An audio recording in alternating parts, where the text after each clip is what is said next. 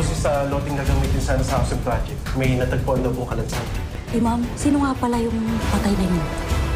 Nakiusap si Rafael na makinig si Moises sa kanya dahil sumama siya sa kanya sa Montesilio pero hindi pa rin nagtitiwala ang binata na sinaad niyang naiintindihan niya kung ayaw niyang magtiwala sa kanya pero kailangan niyang isipin ang pamilya niya at ang kaligtasan nila.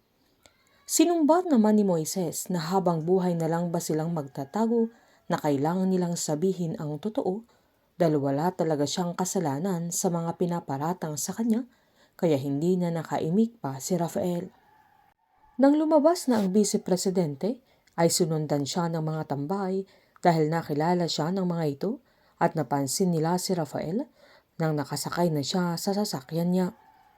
Bago umalis ang vice-presidente ay pinagmasdan niya ang lugar na doon niya unang niligtas si Christine nang bastusin siya ng mga tambay. Habang na-identify na nila Agent Anthony at Agent Jairo na babae ang nakuha nilang kalansay sa site na mga 20 to 30 years old at base sa pelvic bone ay malamang buntis siya o bagong panganak pa lang. Giniit ni Anthony na kailangan nilang suyurin ang area dahil posibleng hindi taga doon ang biktima. Naalala din ni Rafael yung araw na na-meet niya si Christine na nagpakilala ang dalaga na siya si Christine Binaez, naka-hire lang sa kanya bilang clerk doon at nag-overtime siya dahil ang dami niyang trabaho.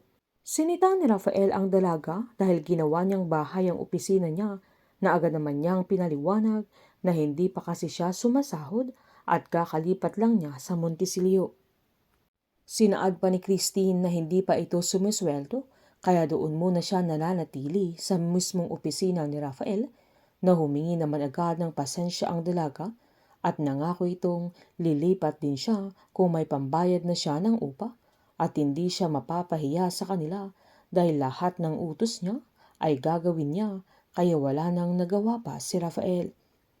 Nakita ni Rafael kung papaano nagpursigi ang dalaga para makapagtapos ng pag-aaral niya habang working student at siya ay kumukuha ng nursing dahil gusto niyang mangibang bansa at sinaad niya kay Rafael na wala na siyang pamilya sa Pilipinas. Hindi namamalayan noon ni Rafael na unti-unti na niyang minamahal ang dalaga na kahit mag-asawa na sila ni Mercedes noon. Walang makakapantay sa pagmamahal ni Rafael sa dalaga at ramdam din niya ang pagmamahal ni Christine sa kanya kaya nagkaroon sila ng tagong relasyon at si Moises ang bunga ng pagmamahalan nila. Pero hindi alam ni Rafael na nagkaanak sila, na mismong si Mercedes ang nakapatay kay Christine at siya din ang gumawa ng paraan para magkalayo silang magama pero panahon na ang nagtakda na ang paghihiwalay ng magama ay muli silang nagtagpo sa hindi inaasahang pagkakataon.